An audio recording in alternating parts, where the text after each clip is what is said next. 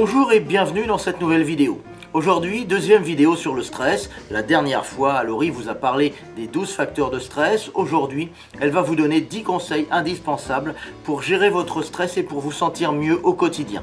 Si vous n'avez pas vu la première vidéo, je vous mets le lien juste au-dessus et en bas dans la description.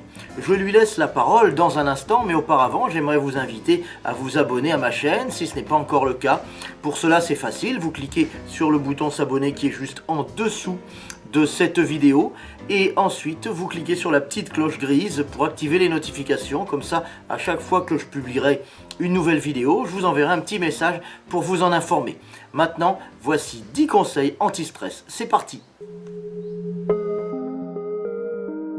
Ok, on a expliqué ce qu'était le stress. Maintenant, je vais essayer de vous expliquer comment essayer de déstresser, comment lâcher prise, comment se détendre et surtout se préserver du stress. Alors, en premier lieu, il faut savoir que le stress ne peut pas toujours être éliminé. Je veux dire, il y a plusieurs types de stress. Par exemple, quand on est dans une situation d'embouteillage, on est dans les bouchons, on est en voiture, ok, on ne peut rien faire pour accélérer le temps. Étant donné que stresser ne va rien arranger là tout de suite, vous n'allez pas avoir une idée de génie qui va vous permettre de vous échapper des embouteillages.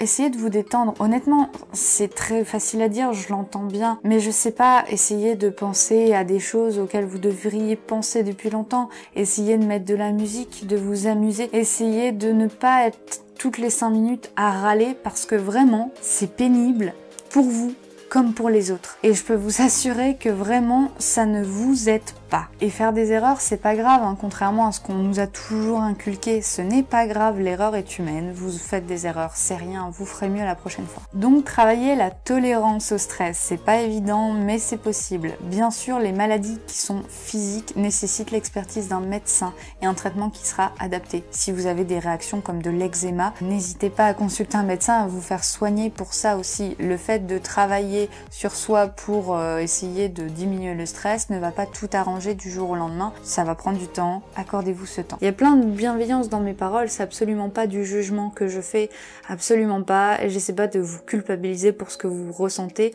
tout ça c'est normal, ressentir du stress c'est normal et c'est ce que j'essaye de vous dire depuis le début de la vidéo. Ne soyez pas dans la culpabilisation, surtout pas, et n'oubliez jamais que l'important ce ne sont pas les erreurs que vous avez commises hier, c'est plutôt ce que vous en ferez demain. Alors, les solutions contre le stress. On arrive enfin au sujet principal, il y a des techniques que vous connaissez forcément, la relaxation, des techniques de respiration, la méditation, la sophrologie, l'hypnose, le yoga, les sports non violents comme la gymnastique par exemple, la natation, la marche, le jogging ou encore l'art-thérapie. Vous faire plaisir, ça paraît bête comme ça, mais c'est très important. Sortir, profiter, balader, voir du monde, voir un film au ciné, profiter en tout cas de faire une pause et surtout vous ancrer dans le moment présent. C'est-à-dire essayer d'aller vous balader, profiter de l'air que vous respirez, profiter de la nature, profiter de ce que vous voyez en faisant le vide dans votre esprit et ancrez-vous dans le présent et surtout dites-vous, il n'y a rien d'autre que le présent.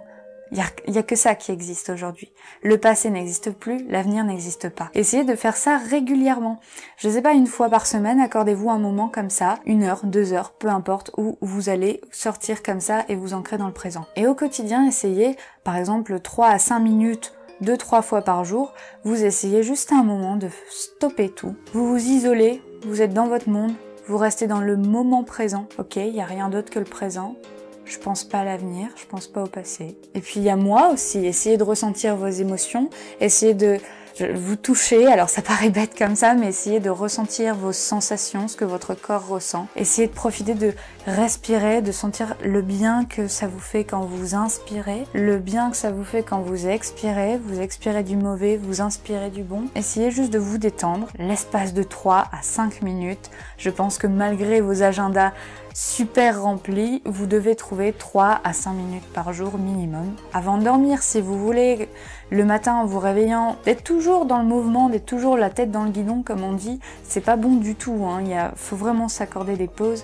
Le cerveau a besoin de repos, sincèrement. Et si en plus vous faites des insomnies, le cerveau il doit toujours cogiter, ça doit vraiment être très fatigant. Parlez aux autres aussi. Et à vous-même, même si vous n'avez personne pour vous écouter, parlez à vous-même sincèrement. Parler, communiquer, c'est le meilleur moyen d'évacuer et de s'exprimer. Alors essayez de ne plus râler et modifiez ça par le fait de communiquer. Parler à un psy aussi, ça peut aider. Il n'y a pas de honte à voir un psy. Et voir un psy, ça vous aide vraiment beaucoup à remettre vos idées en place, à vous réorganiser un petit peu dans votre tête.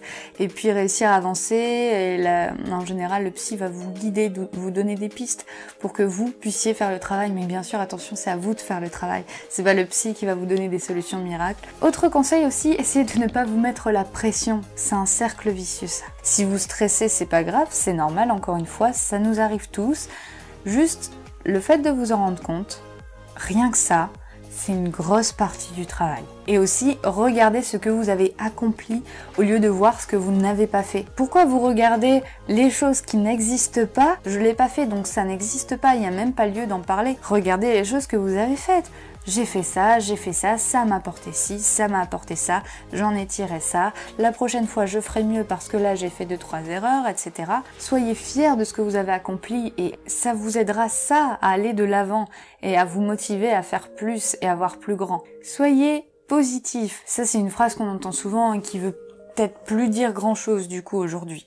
Moi ce que je veux dire par soyez positif, c'est ayez ne serait-ce que des phrases positives. Ne voyez pas négatif. Ne dites pas je ne suis pas ça et ça me désole. Non, dites je suis ça ou encore je veux devenir ça. Dire je ne suis pas pompier alors que je rêvais de l'être, si on transforme la phrase en disant je veux devenir pompier, ça change tout, ça change toute l'intention et c'est une phrase qui elle est pleine d'ambition et qui n'est pas négative ou fataliste. Et être positif, ça revient aussi à assumer qui on est. Ne dites pas je ne suis pas organisé, dites je suis improviste. C'est cool d'être improviste. Cherchez toujours la qualité qui est en rapport avec votre défaut, ça aussi. Vos défauts, déjà, ça fait partie de vous, donc ça, c'est quelque chose qu'il faut accepter, mais je vous jure qu'en cherchant bien, vous devez trouver une qualité à votre défaut. Bannissez vos peurs irrationnelles aussi. On a tellement de peurs qui ne sont pas fondées.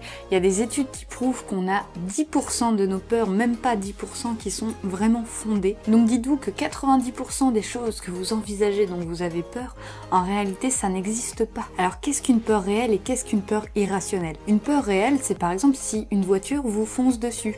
Là, vous avez raison d'avoir peur, il y a un réel danger. Ou alors si vous avez un animal qui vous fonce dessus et qui montre vraiment des signes d'attaque, là aussi, vous avez des raisons d'avoir peur et donc de réagir. Aussi, si quelqu'un lève la main pour vous frapper, par exemple. Là, c'est pareil, la peur va vous permettre de réagir. Enfin, le stress que ça va provoquer va vous permettre de réagir. Ces peurs-là sont utiles, donc je ne dis pas qu'il faut se défaire de toute peur. Il faut juste savoir déterminer quelles sont les vraies peurs, des peurs qu'on s'invente en réalité et qui sont là pour rien du tout. Les peurs irréelles, les peurs irrationnelles, ça va être par exemple si vous avez peur d'un animal alors qu'il n'y a aucune raison, qu'il est loin de vous et qu'il montre aucun signe d'attaque ou d'agressivité. Que vous ayez une peur comme ça qui survient alors qu'en réalité il n'y a pas vraiment de danger. Ces peurs-là, essayez de déterminer d'où elles viennent, quelle est l'origine de ces peurs.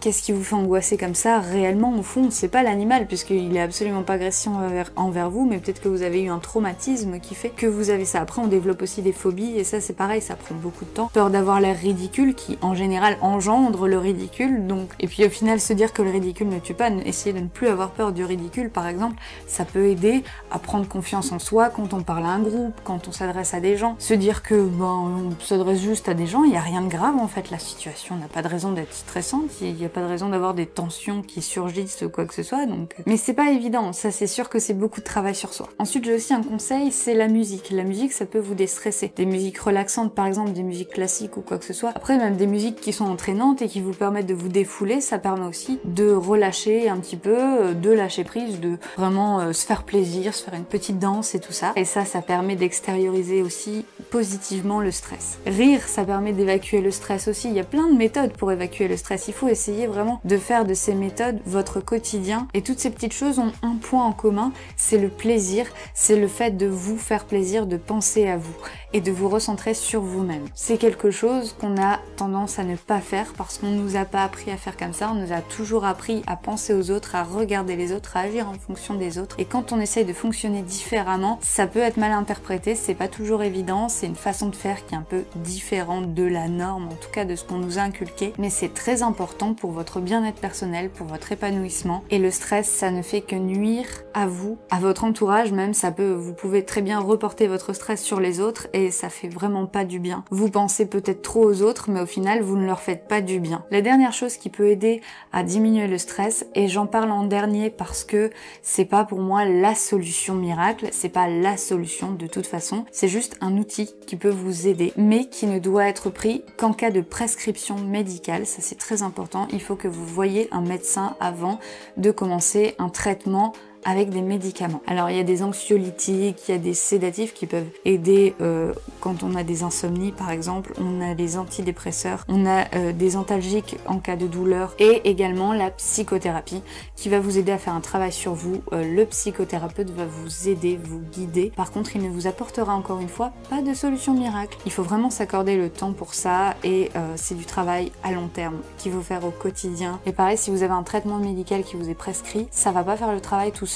Si vous prenez les antidépresseurs et que vous attendez comme ça va pas passer tout seul. Et on a peur du changement encore une fois, hein, mais c'est encore une peur irrationnelle parce qu'après coup, avec du recul, on se dit ah bah c'est bien que ça ait changé au final. Et ça aussi, le changement, c'est important. Il faut réussir à évoluer constamment. Voilà, j'espère que vous êtes mieux armés maintenant face au stress. Si cette vidéo vous a plu, eh bien vous pouvez la liker, la partager ou la commenter. N'hésitez pas à parler de ma chaîne à toutes les personnes que vous connaissez pour qu'elles puissent nous rejoindre si elles le souhaitent. Portez-vous bien et à très vite pour une nouvelle vidéo de santé naturelle. Bye bye.